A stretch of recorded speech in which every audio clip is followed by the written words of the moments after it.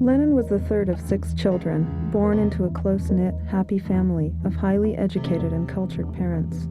Lenin, intellectually gifted, physically strong, and reared in a warm, loving home, early displayed a voracious passion for learning. He was graduated from high school, ranking first in his class. He distinguished himself in Latin and Greek, and seemed destined for the life of a classical scholar. When he was 16, nothing in Lenin indicated a future rebel, still less a professional revolutionary.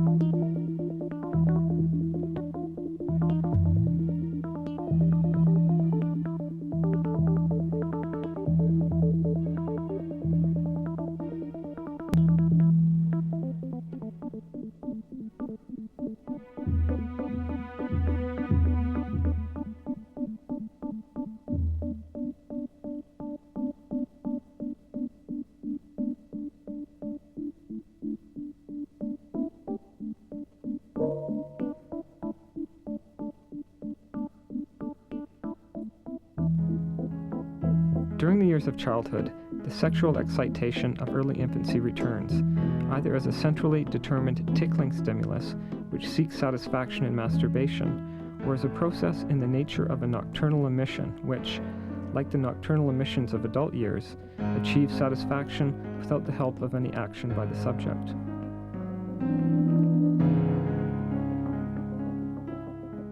In the foreground we find the effects of seduction, which treats a child as a sexual object prematurely and teaches him, in highly emotional circumstances, how to obtain satisfaction from his genital zones, a satisfaction which is then usually obliged to repeat again and again by masturbation.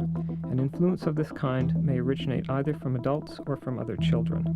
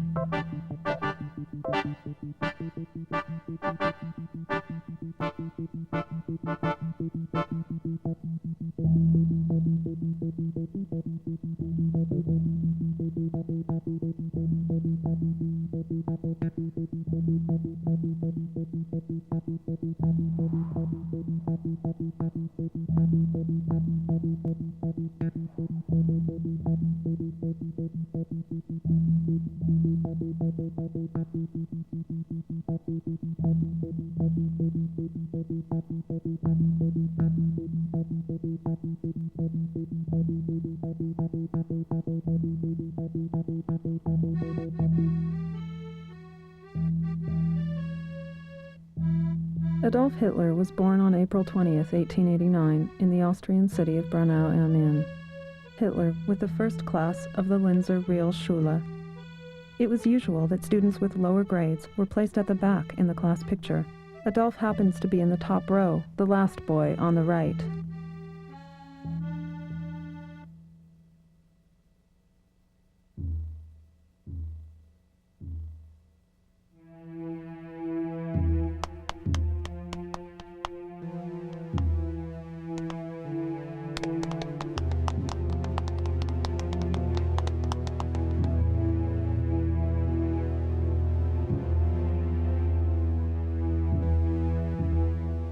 If children at this early age witness sexual intercourse between adults, for which an opportunity is provided by the conviction of grown-up people that small children cannot understand anything sexual, they inevitably regard the sexual act as a sort of ill treatment or act of subjugation.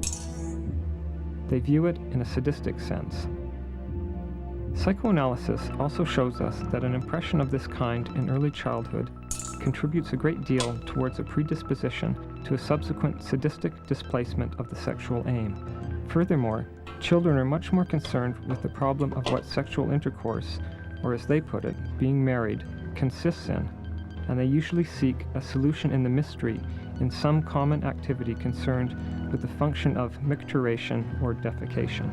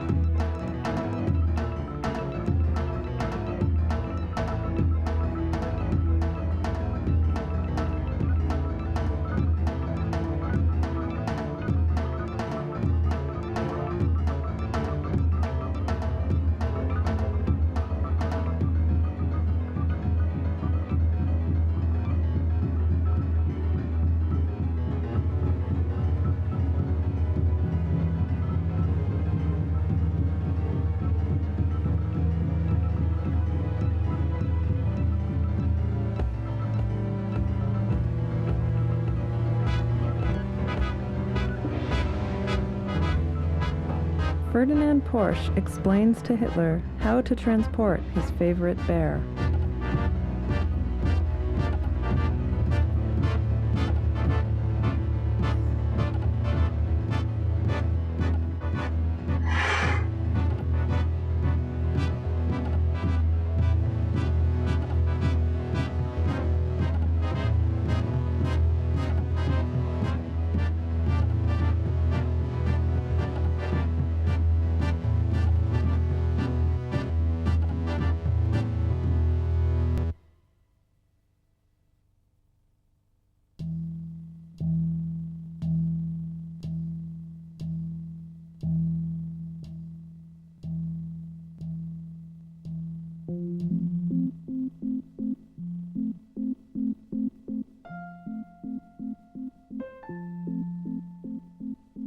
Einstein, front row, third from right, seen with his Munich schoolfellows.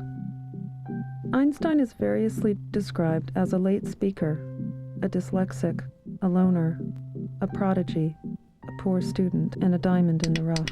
In some ways, Einstein's childhood resembled that of Sigmund Freud.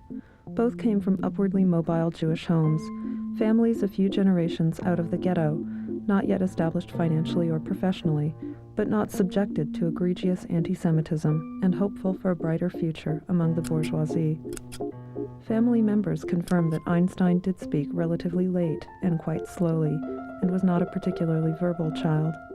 The young Albert showed, or as he once scrupulously modified it, appeared to show, a correlative interest in the world of objects.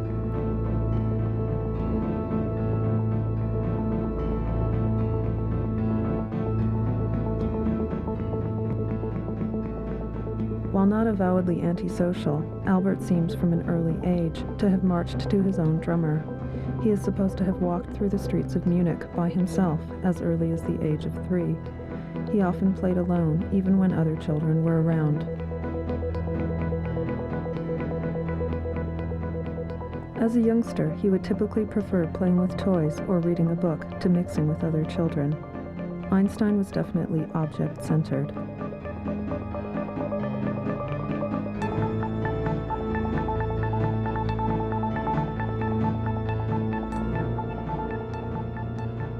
May be regarded as typical of the choice of an object that the process is diphasic, that it occurs in 2 waves. The first of these begins between the ages of 2 and 5 and is brought to a halt or to a retreat by the latency period. It is characterized by the infantile nature of the sexual aims. The second wave sets in with puberty and determines the final outcome of sexual life. The resultants of infantile object choice are carried over into the later period.